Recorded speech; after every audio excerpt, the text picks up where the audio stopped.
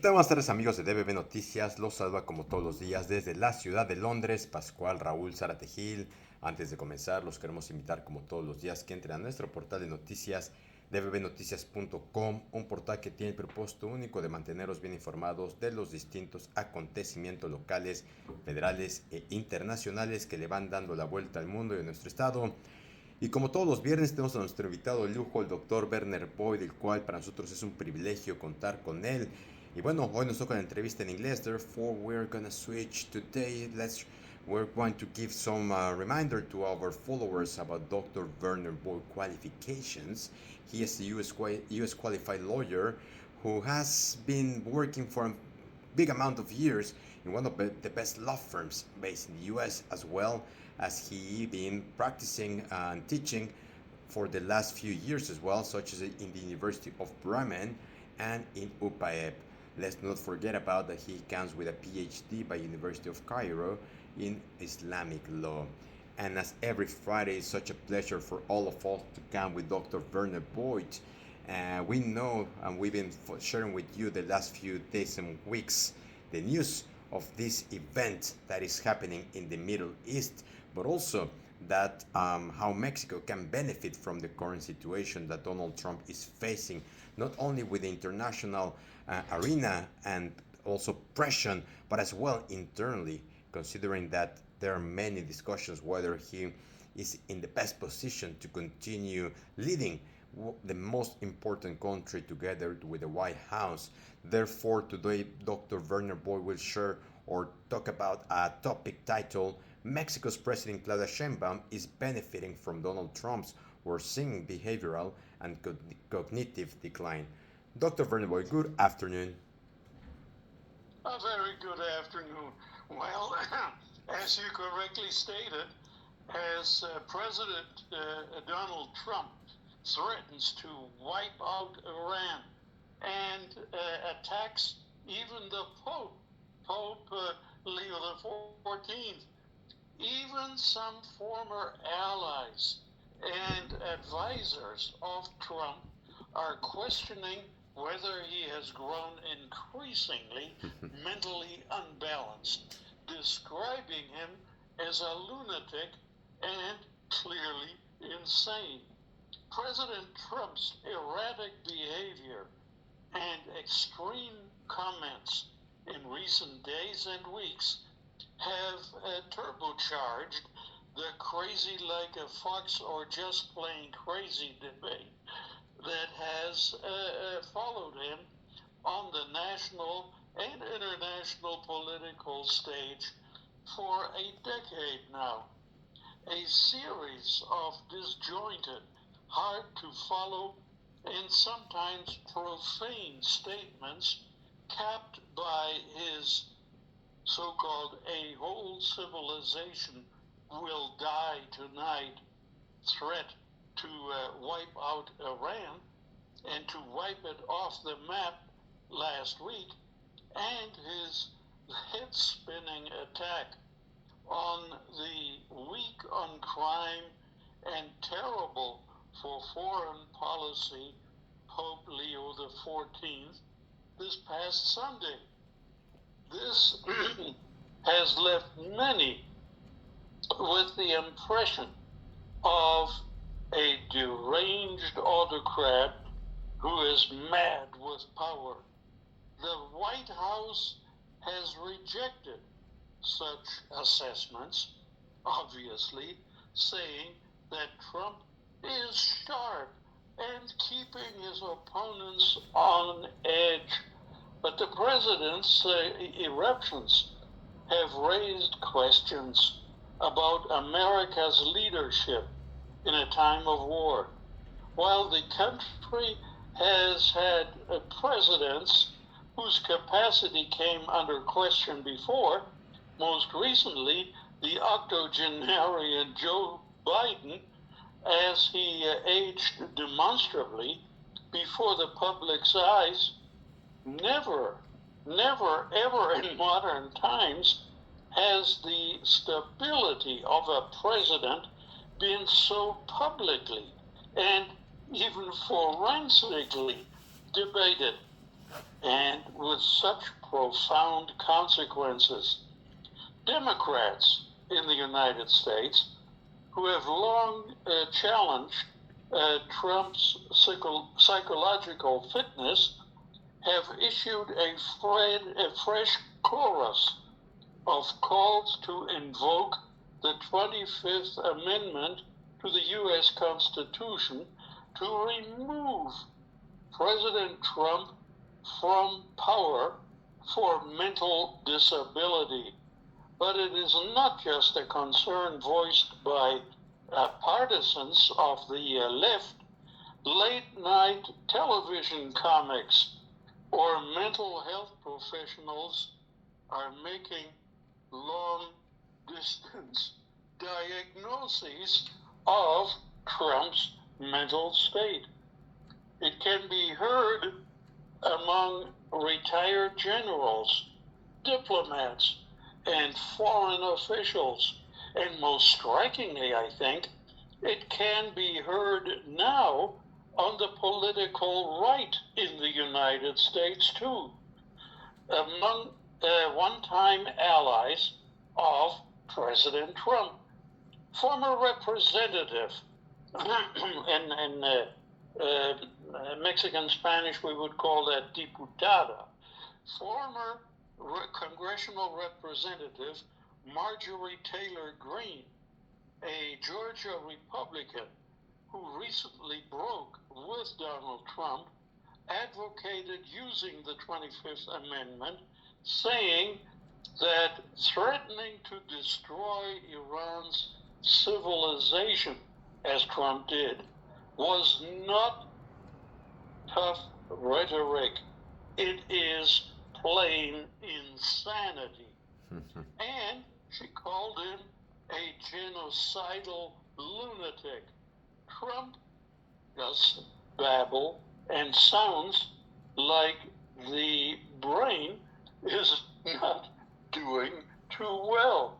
Well, some of the questions about Trump's soundness come from people who once worked with him and have since become his critics.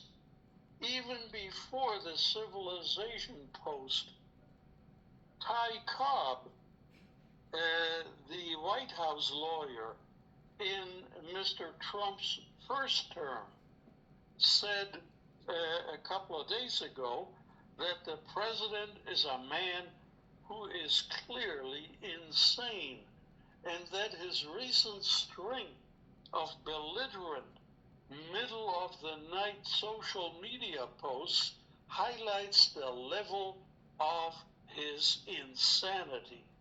Now, Stephanie Grisham, a former White House press secretary in Trump's first administration, wrote online this week that he, meaning Trump, is clearly not well. Mr. Trump fired back in a long, angry social media post that did not exactly radiate calm mental stability.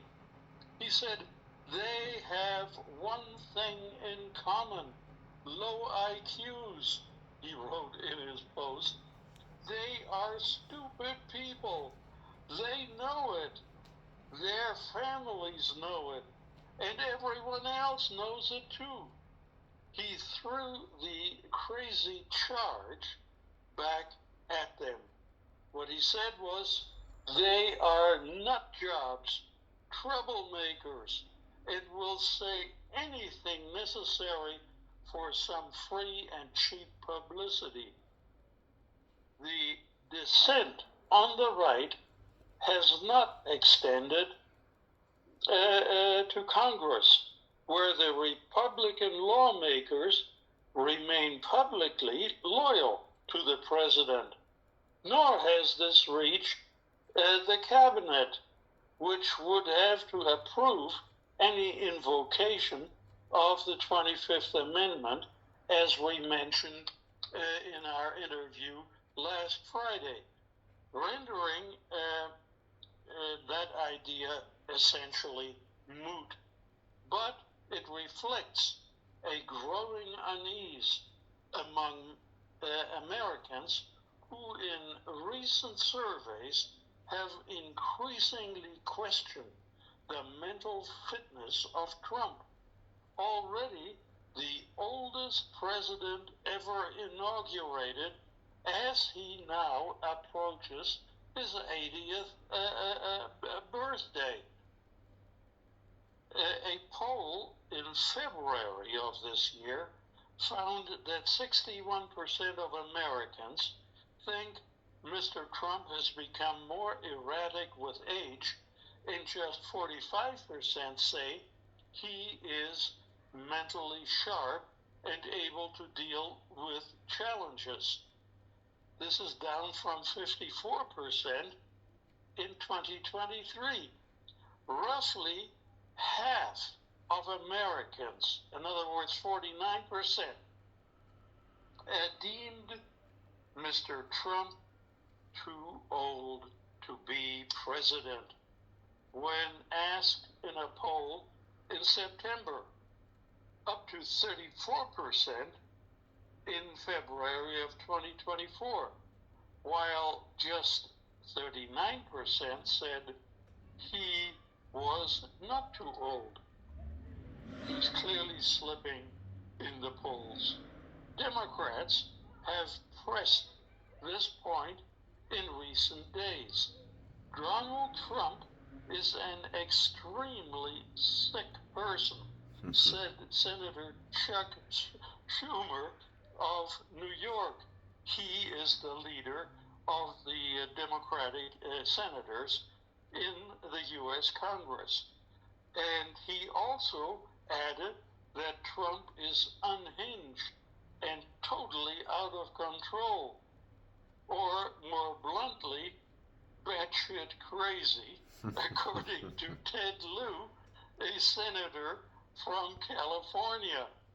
Representative Jamie Raskin of the state of Maryland wrote this week to the White House physician requesting a mental evaluation, noting that there are clear signs consistent with dementia and cognitive decline, and increasingly incoherent, volatile, profane, deranged, and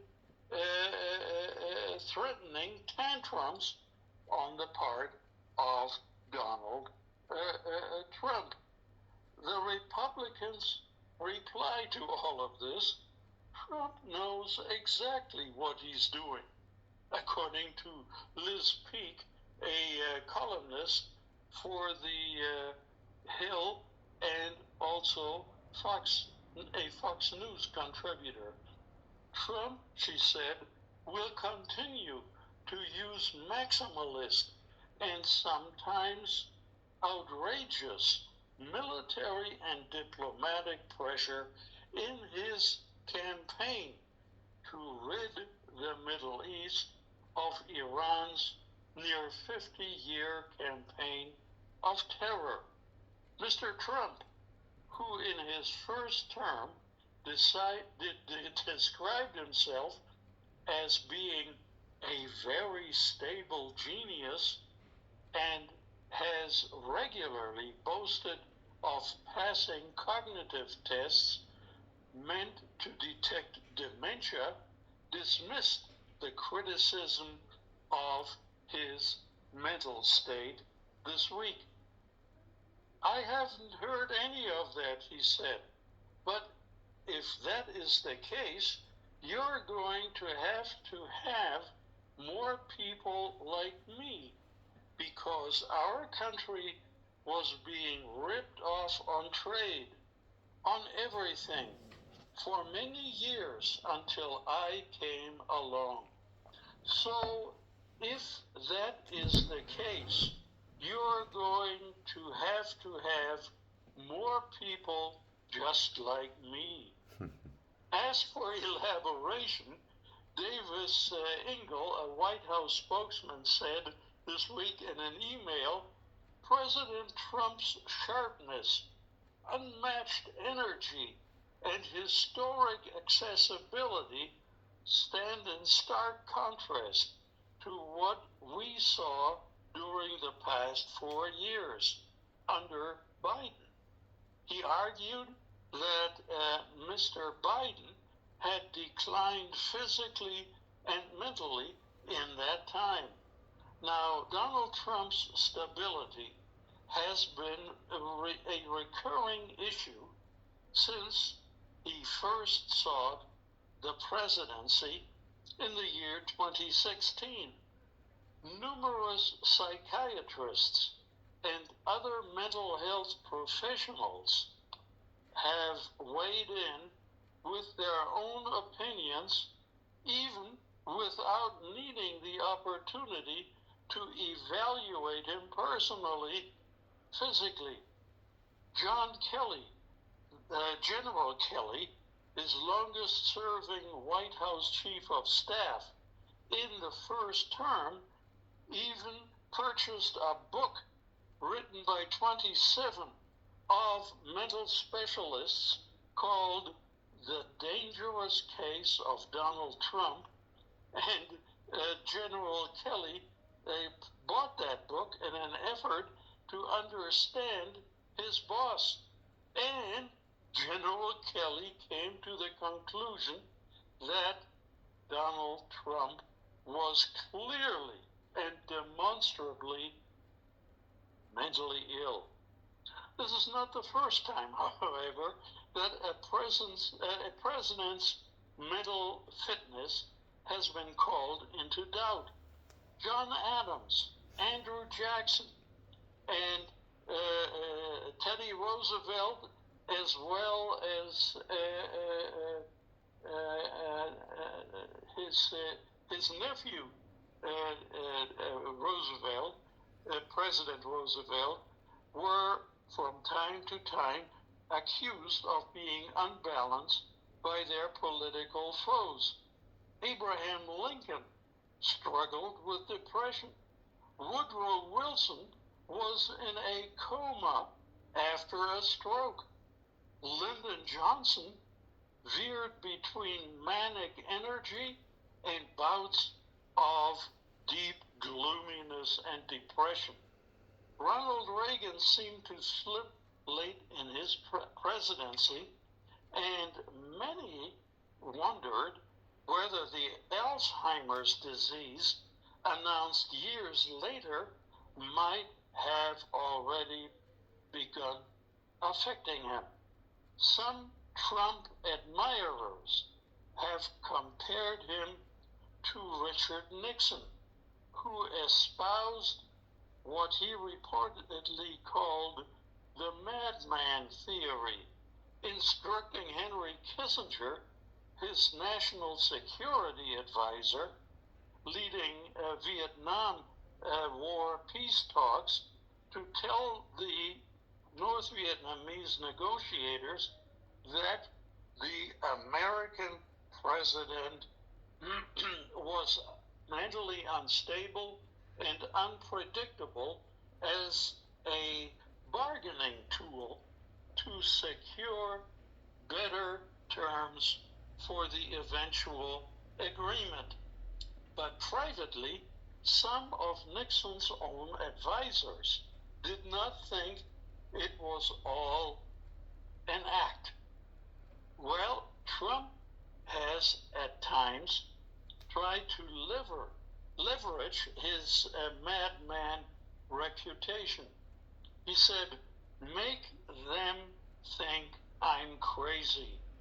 He told this to Nikki Haley, his first-term ambassador to the United Nations, referring to the North Koreans.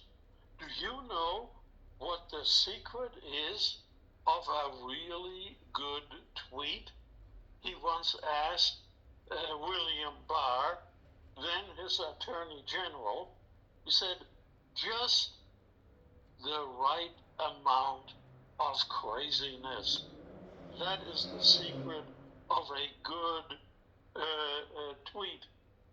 Yet Mr. Trump told the New York Post last week that this time at least he was not pretending. I was willing to do it, he said of his threat to destroy Iran's civilization. The public focus on Donald Trump's state of mind goes further than with almost any past president. Other than Nixon, there has never been this level of public concern. Indeed, the situation today eclipses even Richard Nixon.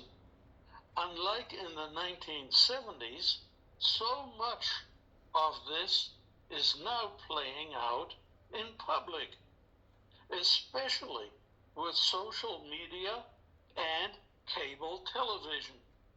As a president who naturally disregards any guardrails or any sense of decorum, Trump feels much freer, even than Richard Nixon, to unleash his inner rage and to act totally on impulse.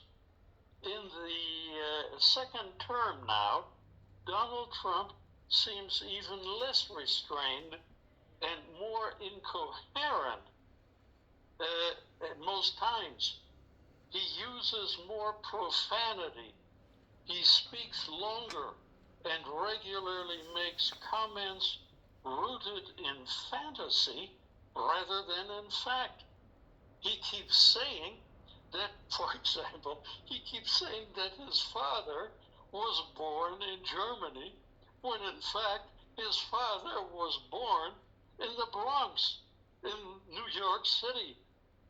He repeats an invented story about his uncle, an MIT professor, telling him about teaching the terrorist known as the Unabomber. Well, when the Unabomber was studying at MIT, Trump's uncle had been dead for 3 years. So there's that problem. Well, he wanders off into really odd tangents. An 8-minute ramble last Christmas at a Christmas reception about poisonous snakes in Peru, and then a long digression during a cabinet meeting this week about Sharpie pens, an interruption of an Iran war update to praise the White House drapes. Yes, he said, the drapes that you see here in this room, I selected myself because they're gold, and I love gold. He's confused Greenland with Iceland in his speeches, and he boasted of ending a so-called war between Cambodia and Armenia. This war never existed. These two countries are separated by nearly 6,000 kilometers. Clearly, Trump meant Armenia and Azerbaijan. But instead of saying Azerbaijan, he said Cambodia. Well, even before lashing out at Pope Leo XIV on Sunday night and then posting an image of himself as a Jesus figure before having to delete it, Mr. Trump has shocked the world with his outbursts at critics. He accuses those who anger him of sedition, a crime that under U.S. law is punishable by death. He claimed bizarrely this week that the Hollywood director Rob Reiner, who was stabbed to death by his son, he said Rob Reiner was killed because of the anger that he caused by opposing me, President Trump. When Robert Mueller, the former FBI director and special counsel, when he died last week, Mr. Trump said, "Good, I'm glad to see he's dead."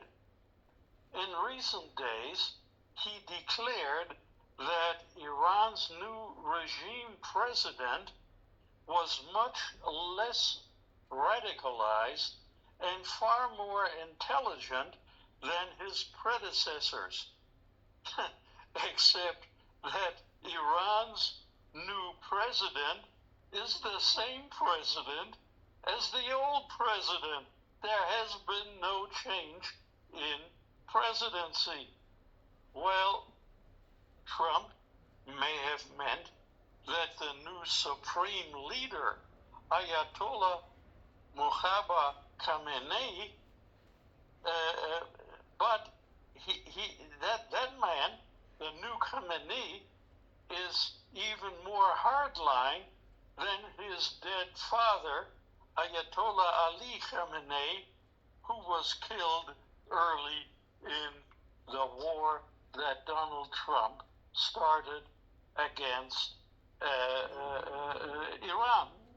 One difference from the first term is that there are few, if any, advisors who consider it their responsibility to keep Donald Trump from going too far. When he does what he does, everyone around him keeps their eyes to the floor and says absolutely nothing. Unlike the first term, they don't even seem to maneuver behind the scenes to stop him. Well,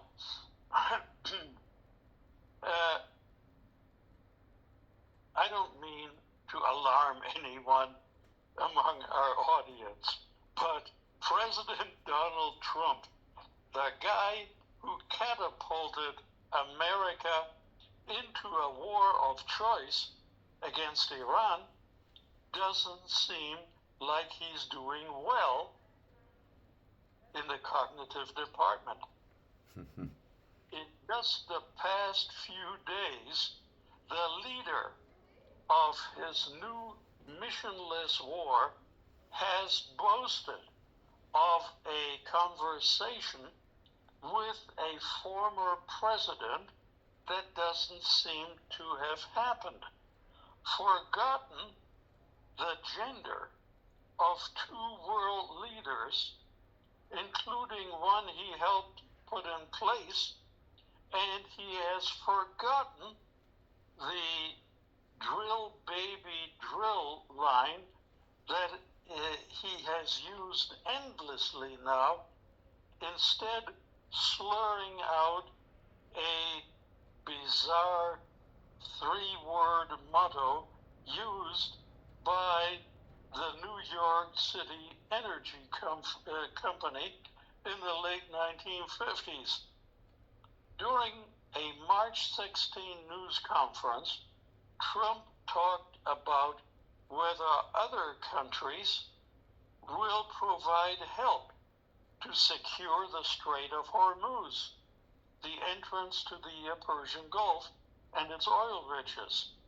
Now, Trump said that we want them, the allies, to come and help us with the strait. And then he added, numerous countries have told that they are on the way. He drifted briefly into saying, I predicted Osama bin Laden would knock out the World Trade Center. Now, where that came from, nobody can explain. Then he continued talking about other countries among America, aiding America in the Strait of Hormuz, saying they are coming already, and they have already started to get there. And then he added,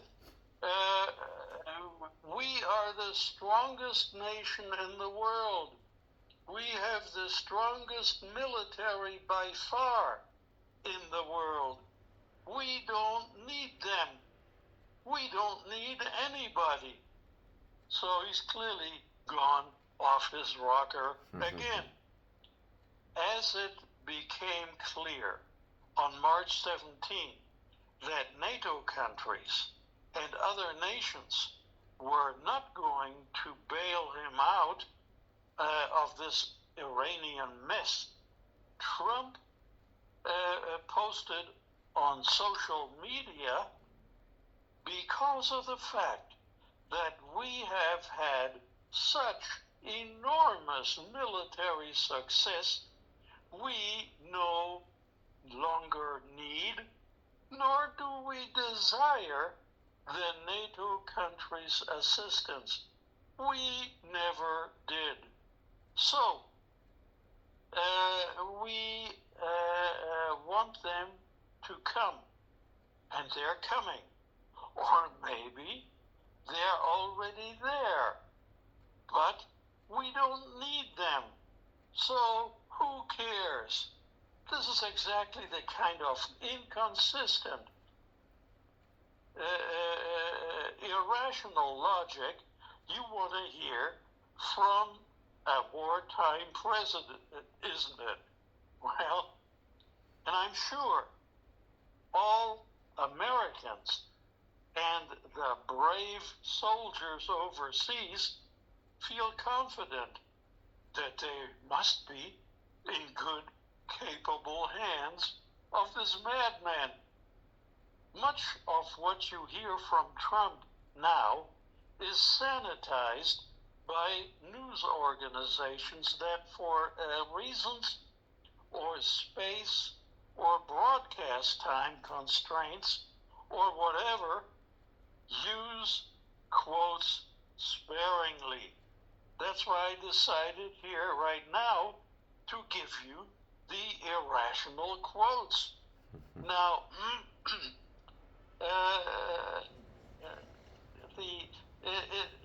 it's odd, given that those same news organizations are bending over backwards to highlight any time former President Joe Biden made a verbal gaffe or forgot something, but such is life.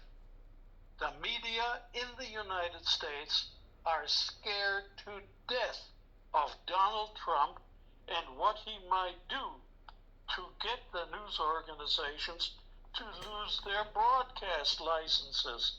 That is why they're shutting up.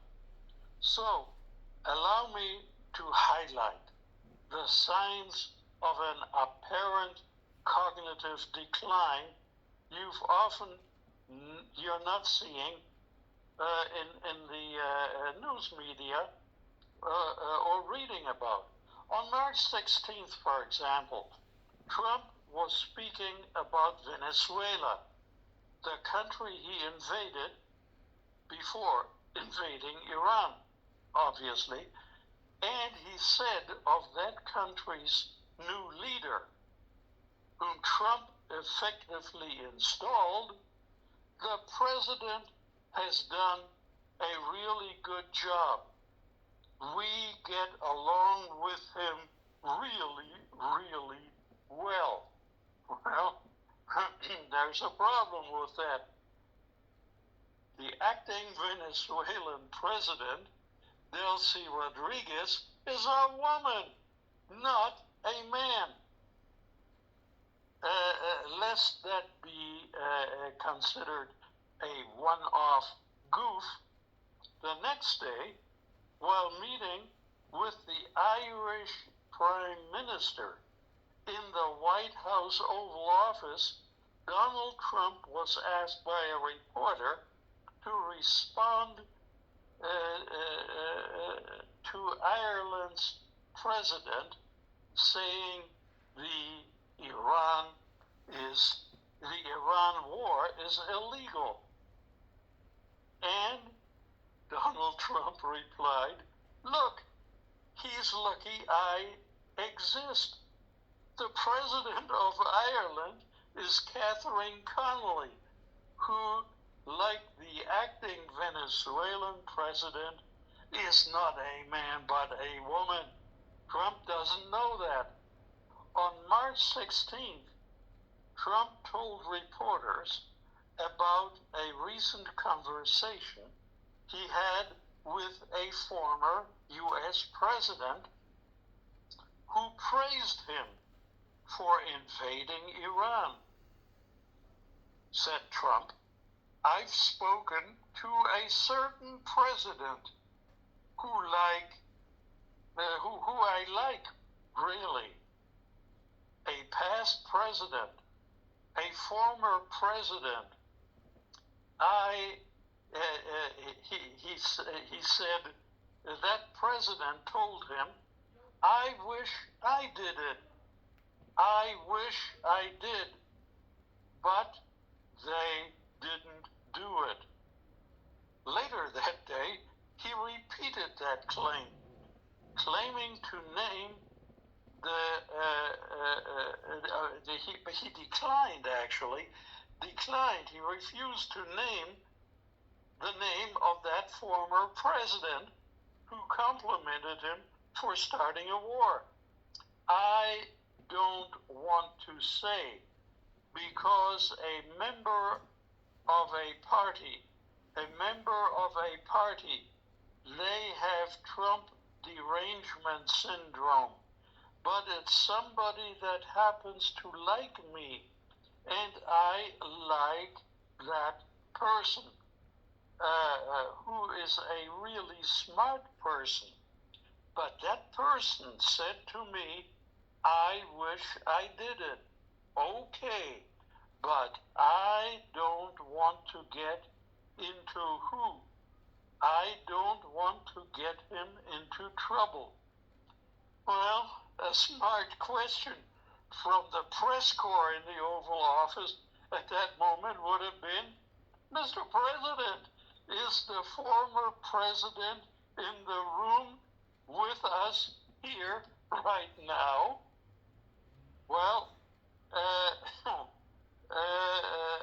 because representatives of every living former president deny that such a conversation ever happened. So these are the only possible explanations that I have for Trump's strange tale. Number one, he was imagining a conversation with a former president who wasn't there. Or number two, he had a conversation with himself, since he is technically a former president. Or number three, he just lied and made the whole thing up out of whole cloth. That is the situation. Now, taking advantage of Trump's scrambled brain, Mexican President Claudia Sheinbaum takes a firmer stance now with the Trump administration. The Mexican government on Tuesday of this week protested the number of its citizens who have died in U.S. custody as President Claudia Sheinbaum pushed back against President Donald Trump's policies on multiple fronts. The progressive Mexican president has walked a careful line with Donald Trump for more than a year now, addressing provocations by Trump with a measured tone and meeting U.S. requests to crack down on criminal cartels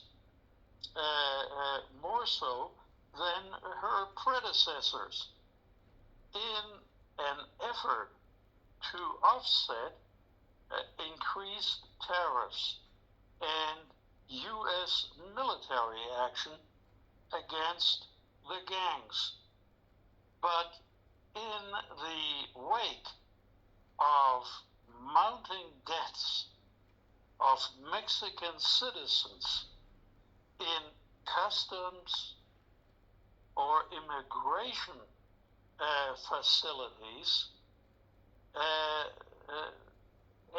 as well as the Trump administration's decision to impose an energy blockade on Cuba, a key Mexican ally, Sheinbaum has taken a somewhat harder line now. She said, "We've seen the president raise her tone." Well, he said nothing more. Sheinbaum, in her latest rebuke, which came on Tuesday, a day after 49-year-old Mexican citizen Alejandro Cabrera Clemente died in a detention center in Louisiana. Now, then she reminded the world that this man, Alejandro Cabrera Clemente, is the 15th death of a Mexican citizen in the custody of the Immigration and Customs Enforcement Agency in 1 year. 15 Mexicans have been left to die in these detention centers. Well, Mexico's government quickly called the deaths unacceptable, and the Immigration and Customs Enforcement detention centers incompatible with human rights standards and the protection of life. The next morning, during a press briefing, President Sheinbaum added that she requested investigations into the deaths of the 15 migrants, but she hasn't received a response. And she has instructed Mexican consuls throughout the United States, and there are 51 of them, to visit ICE detention centers every day to check on the condition of migrants. We are going to defend Mexicans at every level, Sheinbaum said, and added that there are many Mexicans whose only crime is not having papers. So then finally, her government already said it would file a legal brief supporting a lawsuit by detainees over the poor, inhumane conditions in these detention centers in the United States, and would raise the issue with the Inter-American Commission on Human Rights. And on Tuesday of this week, President Sheinbaum added that her government was also going to appeal to the United Nations.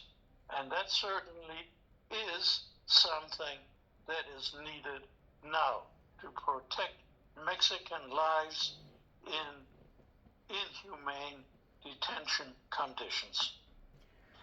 A number of facts that definitely make us feel raise the alarms ring, because I think all this evidence and events that you have described with our audience clearly shows that that Donald Trump is having a mental meltdown, and also a cognitive decline for the last few years, since at least what we do remember. Obviously, the media in the US are, as you have mentioned, living in a terror situation that they will be very unlikely gonna raise any comments or adversary media against his administration, maybe in the next few years, when the end of his administration will be approaching in a couple of months. However, in the meantime, of course, everything seems to be normal around Donald Trump, whilst many people, of course, from the outside with a very objective criteria can realize that Donald Trump is not mentally prepared or has any sanity at this stage to continue leading the White House and the US. And also, it's very good what you have described, what Claudia Sheinbaum has been trying to benefit with this cognitive decline from Donald Trump in favor of our country. And of course, in the next few weeks, as we continue the negotiations of the TMEC, what will be the position from Donald Trump. The most scary thing is to consider that such leader is taking very irrational decisions, and who knows whether any of those ones are actually vetted by all his administration. Yes, and in all of that, we need to add that this deranged man always has a briefcase with him containing the nuclear launch codes of atomic weapons. And at the present time, the United States has an arsenal of 1,500 nuclear-tipped intercontinental ballistic missiles. I'm losing sleep, frankly, worrying about whether this cognitive decline, this increasing mental illness, could put the world in